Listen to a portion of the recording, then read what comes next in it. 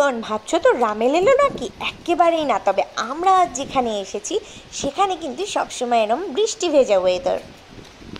আমরা এখন লেপচা জগতে আছি। লেপচা জগতে একটু টুকটাক দোকান ঘুরে দেখছি, তেমন কিছুই দোকান নেই। তো চেষ্টা করছি কিছু ছোটোখাটো কিছু কিনতে, কিন্তু কিছুই পাচ্ছি না। ওই একটা দোকানে দেখলাম পঞ্চু ঝুলছে, তো দেখি কি বলে। প্রচণ্ড মেঘ, পুরো আমরা মেঘের রাজ্যে রয়েছি। প্রচণ্ড মেঘ, প্রচণ্ড। হ্যাঁ হ্যাঁ হ্যাঁ, বিভৎস মেঘ, দেখেই বুঝতে পারছো। অসাধারণ মেঘের রাজ্যে যদি কেউ আসতে চাও তাহলে অবশ্যই লেপচা জগৎ একবার এসো। Wow wow. সত্যি কথা বলছি বন্ধুগণ, আমার না সিরিয়াসলি এখান থেকে আর বাড়ি যেতে ইচ্ছে করছে না, এত সুন্দর ওয়েদার। ওয়াও। হ্যাঁ ওটা নেবো, এসো।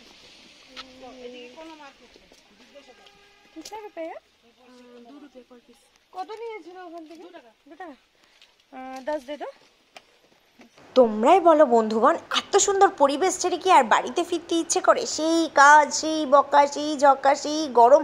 উফ, আমার তো মনে হচ্ছে আমি এখানেই যদি থাকতে পারতাম। তো দেখি থাকা যায় কি না। তোমরা তার জন্য কিন্তু ব্লগটাকে কন্টিনিউ করো। দেখতে পাচ্ছ পাহাড়টাকে কত সুন্দরভাবে মেঘের চাদরে মুড়ে গেছে পুরো পাহাড়টা। সত্যি কথা বলছি, এরকম জায়গায় এসে কবিরা কেন কবিতা লিখবে না একটু বলতে পারো? আর দেখো আকাশটা কী দারুণ নীল হয়েছিল, আবার হট করে আবার ঠিক হয়ে গেল। অসাধারণ প্রকৃতির খেলা। যদি সত্যিই প্রকৃতির খেলা দেখতে হয় তাহলে এখানে আসতে হবে। আর এই যে সন্ধেবেলায় এখন আমরা সবাই বসিয়ে জমিয়ে একটা আড্ডা হচ্ছে, আর ঘুরতে এসেছি আর লাস্টের দিন বসে জমিয়ে আড্ডা না দিলে চলে। দেখতেই পাচ্ছ কতটা আড্ডা দিচ্ছি, কতটা ভালো টাইম স্পেন্ড করছি। আর দেখো আমাদের কটেজের সামনে কিন্তু বেশ টুনি লাইট দিয়ে সুন্দর করে ডেকোরেশন করা। আর বাইরের পরিবেশটা তো আরও একবার দেখিয়ে দিলাম, সন্ধেবেলা মানে ইভিনিংয়ের পরিবেশটা কেমন ছিল। তো দেখে নাও কতটা এনজয় করছি। আর আমার ব্লগগুলো তোমরা কতটা এনজয় করছো এটা কিন্তু আমাকে কমেন্টস করে জানাতে ভুলো না।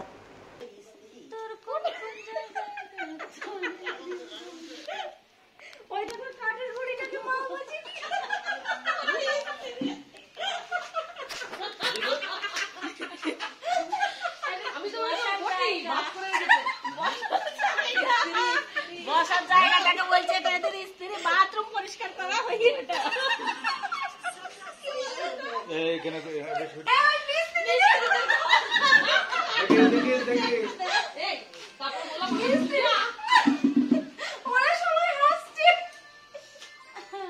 ওই মাসি বলছে এটা কত লাগবে, এটা কত দেবে, বলছে না আপনি কি করবে, ওটা বুদ্ধ পূজার জন্য সেটা পারবে কি। আমি আজকে প্রভাতেই তোমাদের কাছে চেয়ে নিচ্ছি সরি, কারণ কালকে রাত্রে এতটা টায়ার্ড ছিলাম আর ভিডিওগুলো করা হয়েছিল না। তো আজকে সুভা কিন্তু চলে এসেছি আবার তোমাদের সঙ্গে পরের দিনকার ব্লগটা কন্টিনিউ করতে। তো আজকে আমরা বাড়ি ফিরছি। তো আজকে আমরা কোথায় কোথায় যাচ্ছি, কেমন পরিবেশটা থাকছে অবশ্যই কিন্তু দেখতে ভুলো না। আর দেখতেই পাচ্ছ সকালের কিন্তু একদম সুন্দর ঝকঝকে তকতকে একটা পরিবেশ, যেখানে একটু মেঘের ছটাও নেই, পুরো পাহাড়গুলোকে ক্লিয়ারলি দেখা যাচ্ছে। আজকে আমাদের ট্যুরের একদম লাস্ট ডে। তো সকাল সকাল এই যে রেডি হয়ে গেছি, এখন ঘড়িতে বেজে গেছে ওই সকাল 7:15 মতো। আমার ড্রেস আপ থেকে শুরু করে স্নান টান সব কমপ্লিট হয়ে গেছে। এখন আমরা ফার্স্ট যাব হচ্ছে সুখিয়া মার্কেট, তারপর যাব Pashupati market, Gopaldhara tea garden, and তারপরে যাব হচ্ছে আমরা মিরিক, দেন তারপরে শুকনা ফরেস্ট, দেন আমাদের ট্যুর এন্ড। তো চলো তোমাদের সঙ্গে সবটাই শেয়ার করব। তো তোমাদের কতটা ভালো লাগছে আমার ব্লগগুলো তো অবশ্যই কমেন্টস করে জানাবে ভুলো না। সাথে থাকো, দেখতে থাকো রায়ের সাথে, রায়াজ ওয়ার্ল্ড। আর তোমাদের নতুন একটা সকালে আবার জানিয়ে নিচ্ছি সুবা ওয়েলকাম। তো দেখতেই পাচ্ছ অসাধারণ একটা ভিউ, আর আমাদের কটেজটা কত সুন্দর, কত দারুণ। যে এখন আমরা নিচে ব্রেকফাস্টটা করতে যাব। তো আজকে কিন্তু ব্রেকফাস্টে ওরা আগেই জানিয়ে দিয়েছে রয়েছে গরমা গরম পুরি আর সাথে রয়েছে চানা মশলা। তো সেটাই এখন আমরা এনজয় করে খাবো। আর তোমরা আমার ব্লগগুলোকে কন্টিনিউ করতে থাকো, দেখতে থাকো, সাথে থাকো। আমি বলেছিলাম না বন্ধুগণ, এখানে প্রকৃতি যেন ম্যাজিক দেখাচ্ছে। দেখো 10 মিনিট আগের ওয়েদার আর 10 মিনিট পরের ওয়েদারের মধ্যে কতটা ডিফারেন্ট। আর এখানকার বাচ্চাগুলোকে না এরা এই ওয়েদারেও সোয়েটার পরায় না। এবার কিন্তু বাই বাই দার্জিলিং করার সময় এসে গেছে। আমরা এখন গাড়ির জন্য ওয়েট করছি, আমাদের গাড়িটা কিন্তু আসছে। আমরা এখন সীমানা ভিউ পয়েন্টে চলে এসেছি। পেছনে দেখতেই পাচ্ছ ওয়েদার আছে বলে অতটা বোঝা যাচ্ছে না, তবে দারুণ জায়গাটা সীমানা ভিউ পয়েন্ট।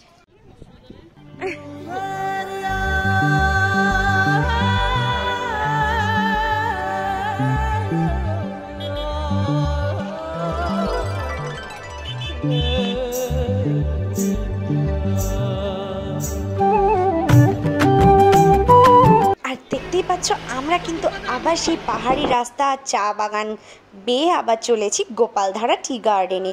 এই গোপালধারা টি গার্ডেনে একটা ফেমাস দোকান আছে যেখান থেকে কিন্তু আমরা অনেকগুলো চাও নিয়ে নিয়েছি। আর দার্জিলিং আসবো, দার্জিলিং টি সাথে নিয়ে যাব না, এটা কি হতে পারে?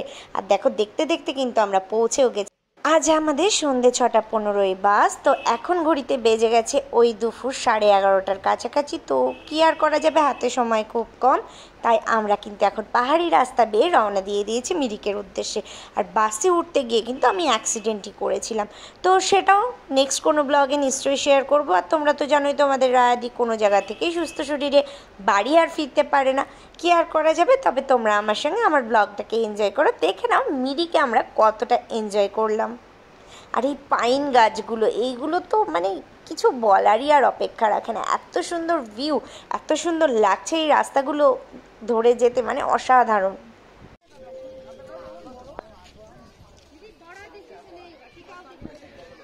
এই যে আমরা এখন মিরিক লেকে আছি, ছাতা টুপি এগুলো দেখছি, কিন্তু যা দাম বলছে তাতে সৃষ্টি ছাড়া দাম, জঘন্য দাম বলছে। এই ছাতার কাপড়ের মাসিমণি ভালো হবে নাকি? না এগুলো ভালো গো, ভালো প্লাজোগুলো।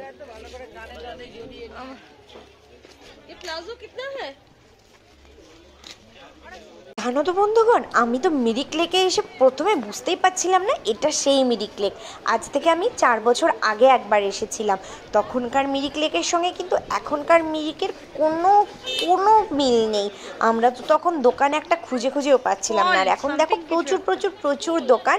আর আমরা কিন্তু ভীষণ এনজয় করলাম এই ট্রিপটা। তোমরা কতটা এনজয় করলে অবশ্যই কমেন্টস করে জানিও। Bye, tata.